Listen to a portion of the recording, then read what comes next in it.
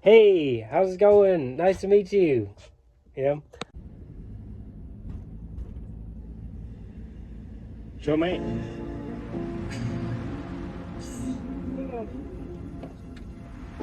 We have just departed from the spaghetti cult. And it turns out, so just for more context, in case we didn't take enough footage, my mom put me in touch with someone who was originally from Connecticut, who is now in Asheville, where we currently are. And I'm trying to put my seatbelt on here.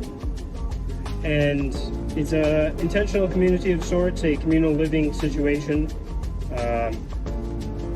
of sorts. They're kind of communal, pretty cool,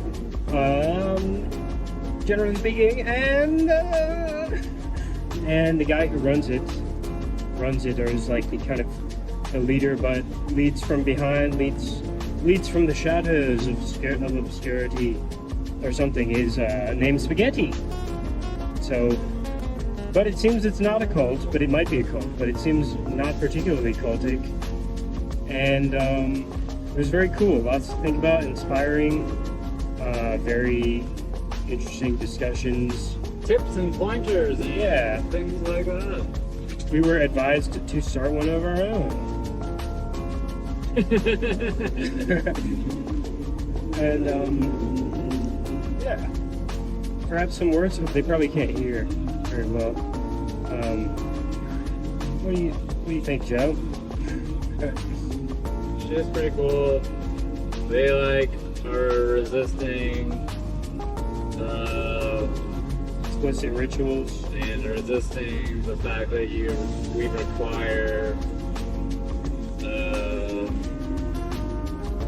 we require constraints to grow. And they're all just kind of being free, which is great because they're all a little bit younger than me. Yes.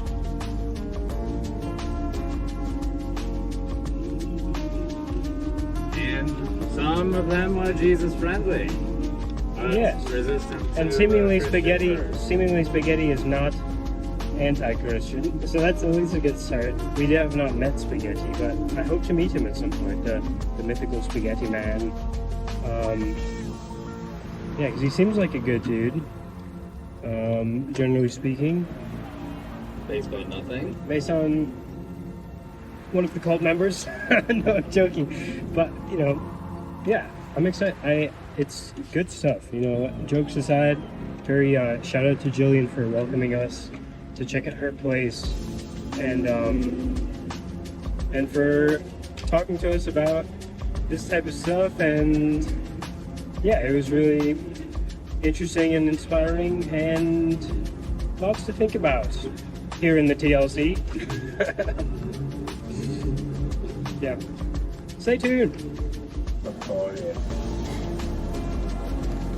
In the jungles, found a wild Joe man.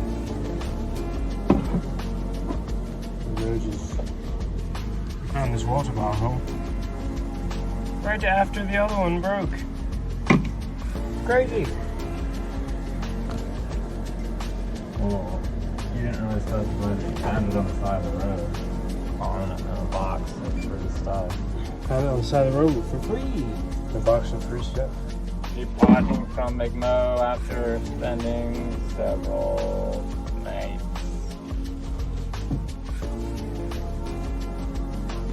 McMo is the man! Yes.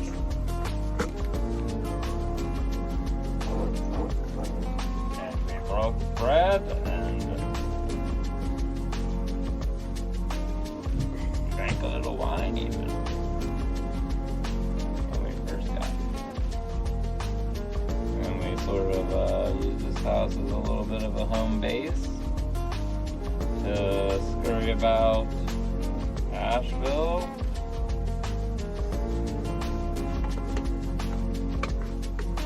And he pointed us in the direction of various eateries that were delicious. Met his awesome dog. I don't know if we should Say his name. Theo. Theo the dog. Theo the dog. Theodore. Theo Dog is, I believe, his full name. A complex, nuanced, and God-fearing good man. He's a good man. Give us a book. Give us a book. What's that here?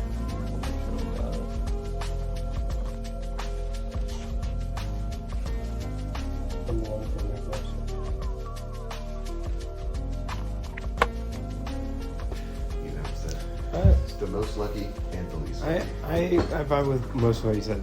You know, I think, you know, I don't mean to nitpick, you know, because I thought that was very beautiful. Pick my nits, dude.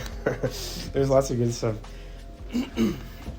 It's there's a small trace of a bit of Calvinistic thing that could be interpreted in some way where it's like that we are totally depraved, you know, that we have. We are. It's just such a fundamental, like, because of phrases like "we were dead in our trespasses" or It's not Christ just died the for totally sinners. depraved thing. It's also kind of, it's like the too much in the heavens, like Oh, not yeah, enough in yeah, the yeah. earth. Like I think So- the sophiology comes in here a bit, and Mary, Right. and Well, Mary. Yeah, so there's obviously there's going to be better and worse probably versions of that type of theology. It's like people are like, no, humans aren't totally depraved until you say something like, well, just imagine that everything that's ever happened to you was supposed to happen to you, exactly how it happened. And then that's when people are like, well, no, that can't be. Are you going to say that about the kids getting abused, you know, human trafficked? And it's like, well, yeah.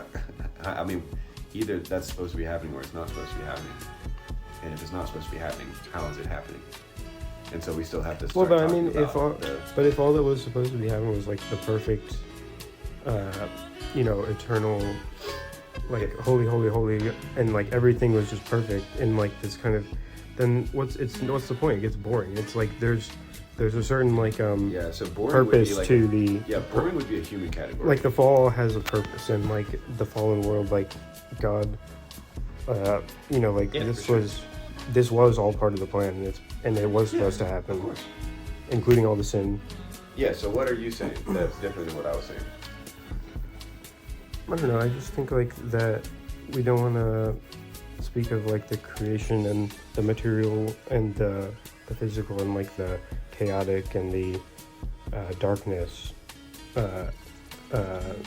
so harshly sometimes. I think there's like it has God created it for a reason in a sense, like, and God the Father Yeah. created it, and it's like a There's lots, so there's lots of, it's a tricky subject. You're right. Yes. It's very tricky. yes. But again, I mostly agree with what you said. I think it's very, you know, it's like, If everyone thought that though, then nobody would like fight against evil.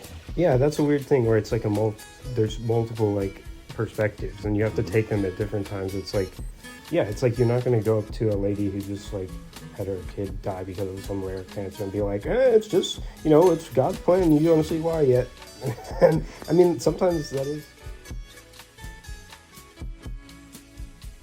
Oh, here we are. About to arrive at Keelan Formscape's YouTube channel.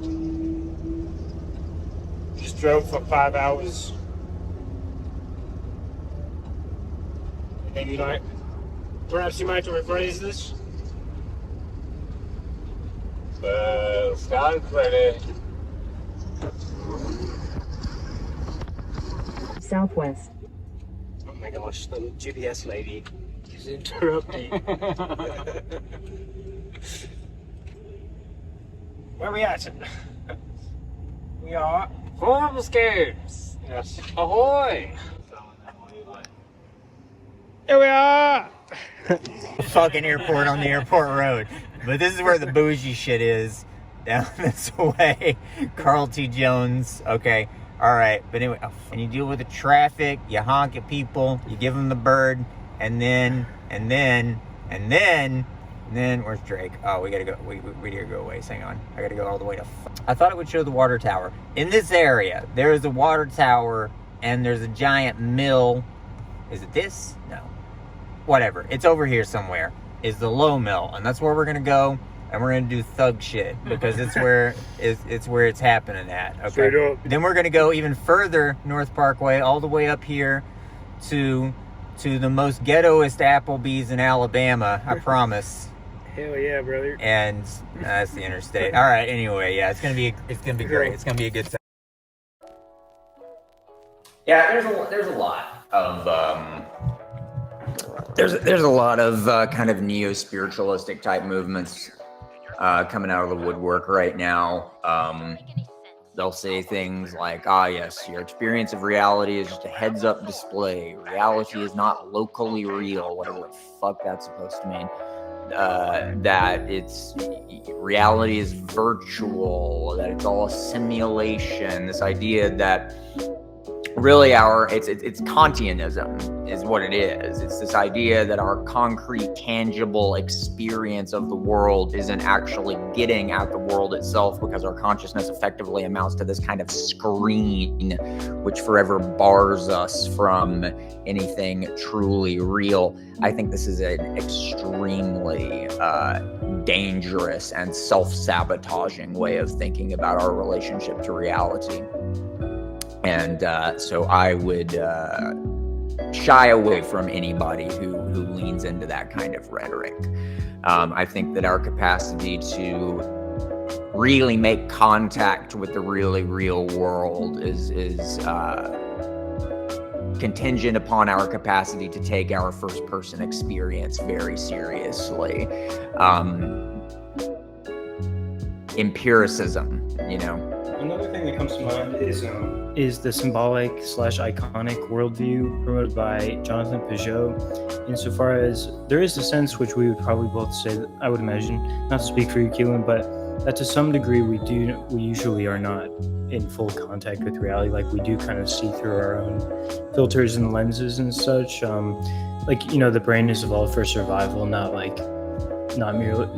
solely apprehension of reality, as it were. But a problem with symbolism, which is often misconstrued, I think people talk about signs and symbols, or signs are like signifiers, whereas symbols kind of instantiate the very essence of the kind of that which they point to, as it were. So that, like, in every cup I can see cupness, right? And this is the apprehension of the spiritual. It's like in the behavior of those around me, I can perceive spiritual archetypes, as it were, and that we can contact the deeper realities which are at hand. The kingdom is at hand, but it's not, and that the spiritual is not somewhere else. It's not, you've talked about Goethe's cave. I think that's relevant here. It's like the spiritual is not somewhere else. It's kind of encoded in that which is here already, as it were. We just kind of have to flip the dial and vibe a little better.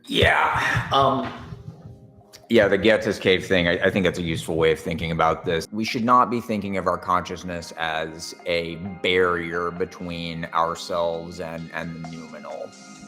The noumenal is the interiority of the world, the way that Gebser talks about this, that our capacity to perceive spirit is a capacity to kind of see through the phenomenal and into, Goethe would call the orphenomenal, the archetypal, the morphogenetic, the etheric, the astral. I mean, we could use all kinds of terminology here for it. These are the insides, that which is present within experience. The manifest is the activity of the unmanifest, and the unmanifest is the patternicity which conditions manifestation.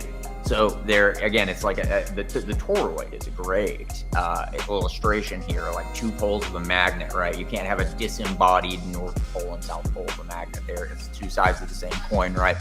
We even use it in commonplace English when we call somebody martial, like we talk about martial law or somebody being a martial artist. It's that they're kind of an artist of the Mars archetype, is a way you could think about it, where when somebody gets real angry, it's like you can see kind of in their behavior this larger archetype, which is kind of being, the manifest is kind of the activity of this archetype, and you can think about it as they're being possessed by Mars or something like that, But also we can have an intentional relationship with these archetypes, such that, like, if I know, it helps to be able to see them in these these ways, but also like maybe if I realize that I'm kind of that all these various archetypes work through me, then I can relate with them more properly and such. Yeah, so yeah, stuff like that. Getz's cave is okay. All right. So you got Plato's cave, right? You're in the cave. You got the shadows on the cave wall, and then within the allegory, you go outside up to the surface world, and you escape the cave. So Getz's cave. Sometimes people accuse Plato in this regard, and maybe it is well-founded to some degree, of kind of Gnosticism, of demonization of the corporeal. He's saying we have to go off somewhere else. The light of the sun is elsewhere. Plato could be conceived as Gnostics, thinking that reality is a prison, the cave, and we must escape the cave. This is our perception of the world. But there's another way of thinking about Gnosticism, which is perhaps more correct and to be eliminated by Keelan, thusly, about the distinction between Plato's cave and Goethe's cave. Yes. So Getz's cave, this is just kind of like a thought experiment, that's the wrong word, but it's an allegory, an allegorical illustration of the kind of epistemology that really Steiner draws from Getz's work, at least my interpretation of those two. And so, okay, you're in the cave, you've got shadows on the wall, and the shadow is moving. And, okay. The shadow is amorphous. You can't really tell what the shadow is. It's just like you can't make out what the thing is behind you that is casting the shadow. But then you realize that you actually have these buttons and levers and stuff. And when you press them, the shadow changes.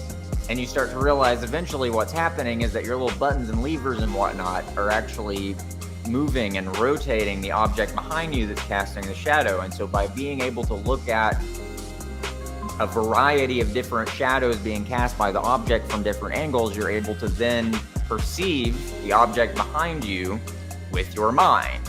You will be able to see what the object is because you're piecing it together. You're seeing the pattern, as it were, which is sketched out by those various shadows. And so the idea here is that this is essentially what we're doing when we engage in this kind of Goethean phenomenological naturalism. You're looking at the manifest and looking at the patterns, the way that these manifestations connect together, and the Urphänomen then that reveals itself. So that's the object casting the shadow, right? And that's the really real reality. And it's not that you can't get to it because your consciousness is this barrier that forever bars you from the really real world that's actually out there, but rather that really real thing that's casting the shadows, as it were, is the inner world of other beings, other organisms, the thought forms which constitute that interiority, that morphogenetic space, if you want to call it that, the etheric, the astral. Again, we could use a dozen different kinds of languages for this kind of thing, but it's the spirit world. I mean, if we're just going to call a spade, that's what it is.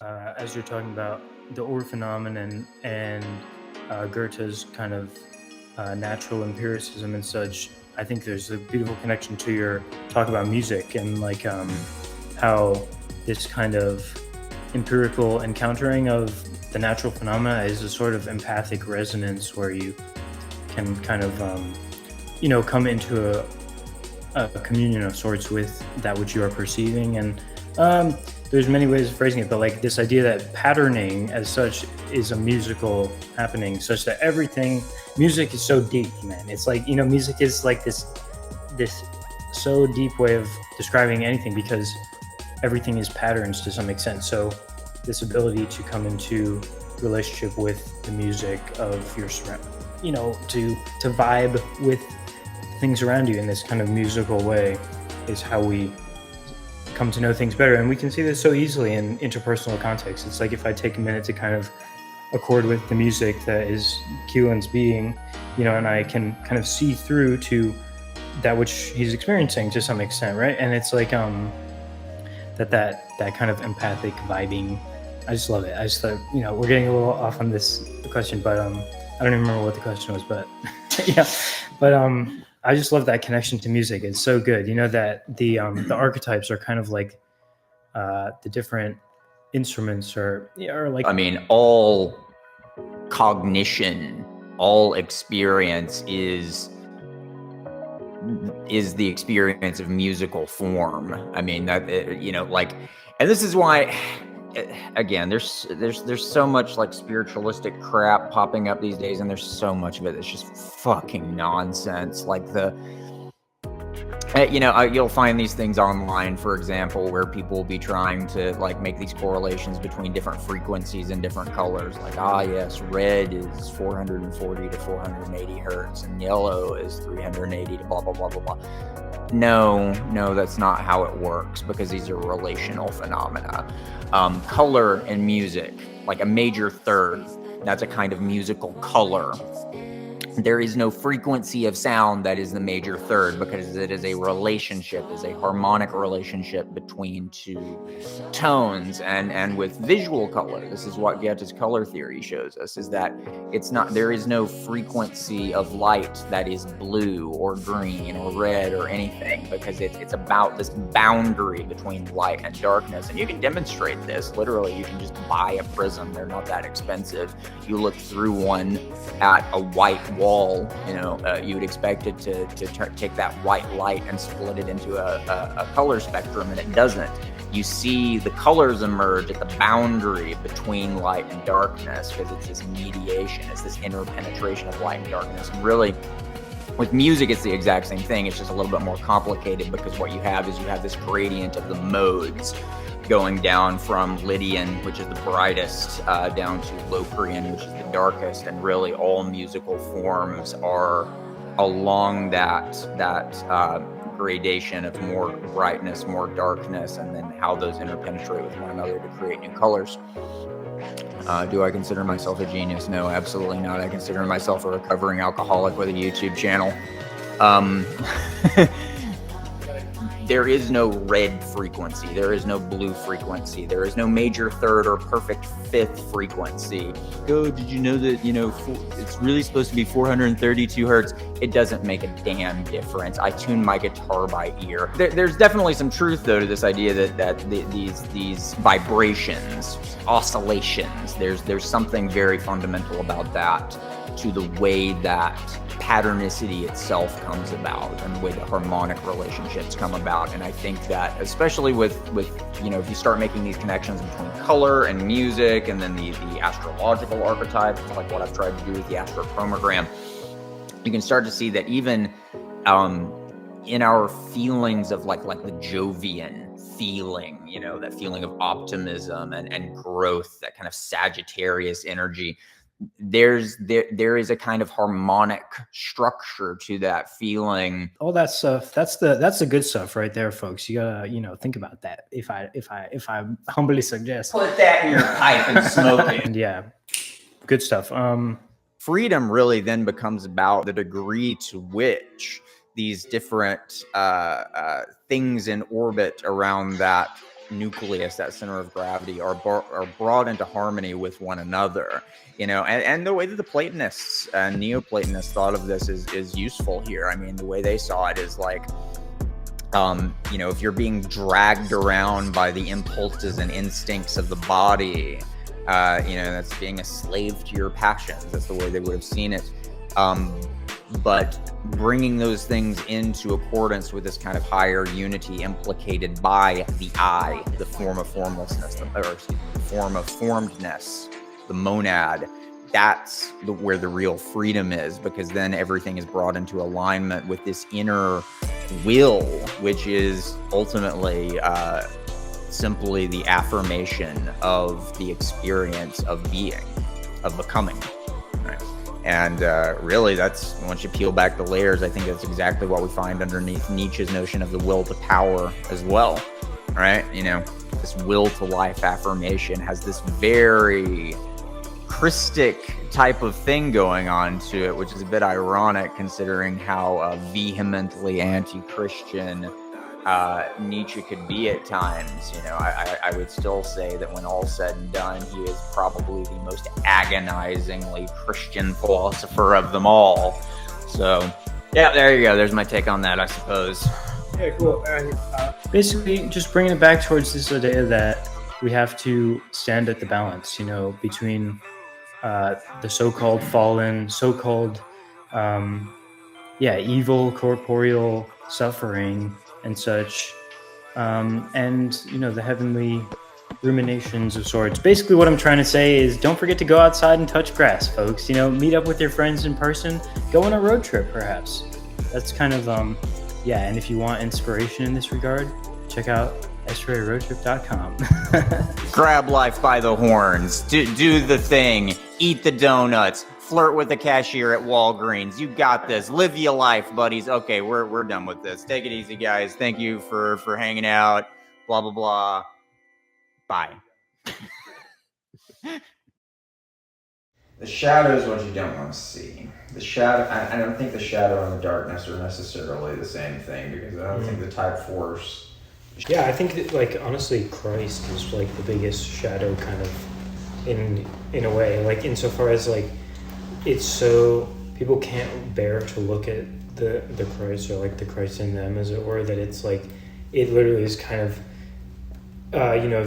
if there's a part of you shadow that you're not related with properly, then that it changes the reality you encounter, right? So it's do you see where I'm going with this, where it's everyone is kind of avoiding the Christ in a way, such that it is what most kind of unconsciously shapes the reality we encounter. Just where all the secular people think that they're not kind of in a relationship, or kind of reacting. It's the thing that they're not Christian, but they're it's still in the story by their very reaction to it, by their repression of it. It's the part of you that you're most afraid to come into direct contact with, because it's the part of you that you feel will destroy you. Yeah. Because it's and transfigure you, which is just as terrifying, to be for some that, or in a way, to you know what I mean. And so it makes you wonder, the fear of fame, to what degree or how many of our self-destructive tendencies are sublimations of that very impulse, right? Yeah. We had lower resolution back then, so the rivers were still kind of blocky. And there's another aspect to that too, which is the way that many of our vices destroy the body specifically, right? Alcohol, fire, water, fire. In the Old Testament, when you see burnt offerings, right? Fire, right? Fire is the one element that doesn't survive in this world without sacrifice. Water, air, earth, they can just reside in this realm. Fire can exist just fine up in the celestial realm, but in order to exist down here, it has to burn, it has to consume, it has to annihilate. And what alcohol does ultimately, and you can see this alchemically in the way that alcohol is synthesized, it's not just a metaphor. The elemental fire is in water, it's in the distillation, and you can see it in the way that it sublimates into air, pure alcohol by itself. Anyway,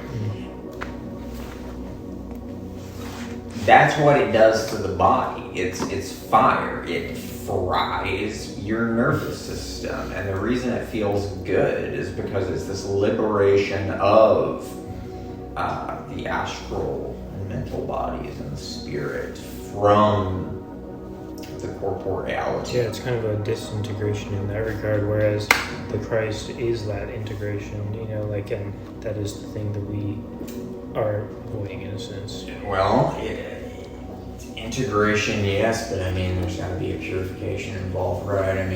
That fear of that divine light is not just a delusion on our parts. Yeah. It does destroy you. Yeah.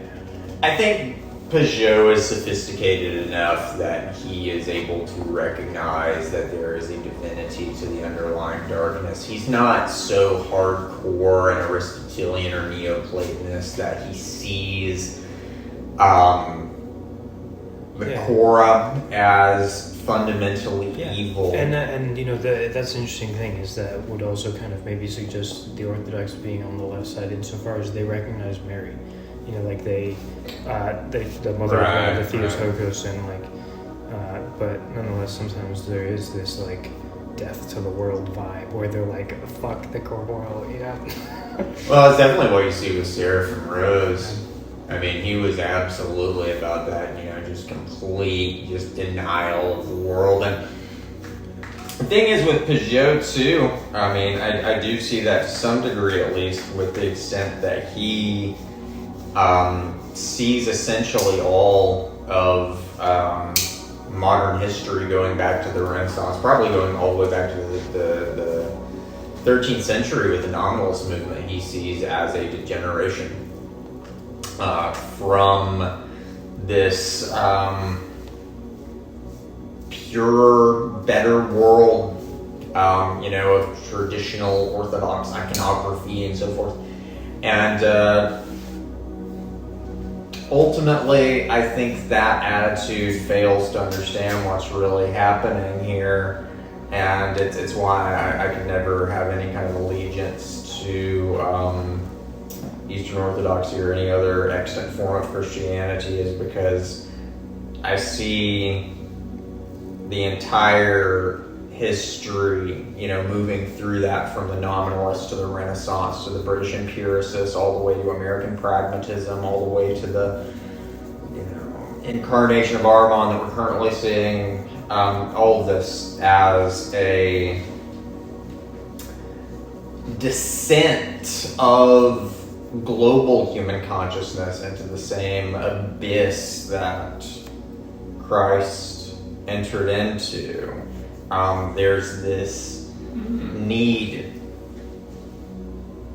The crucifixion has to be this annihilation of all of the accoutrements of culture and of the self-conceptual contents of the ego have to be stripped away, so that there's nothing left but the I, and this confrontation with that black mirror within the I, which we are showing ourselves every day. Again, the sublimation, right?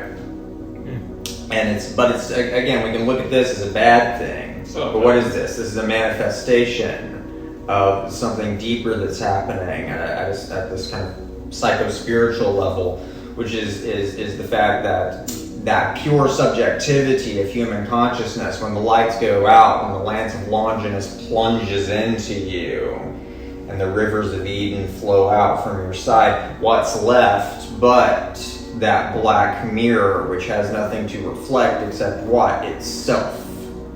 And that's where that ultimate encounter with the Christ occurs, and that's where the real annihilation and purification occurs. And it's only through that the rebirth can occur. And in the argument that I make in the video that I will hopefully get done editing this week is that story could not have been told on paper because it happens inside of him. So, if it can't be told on the pages of the Gospels, then where could it possibly be told?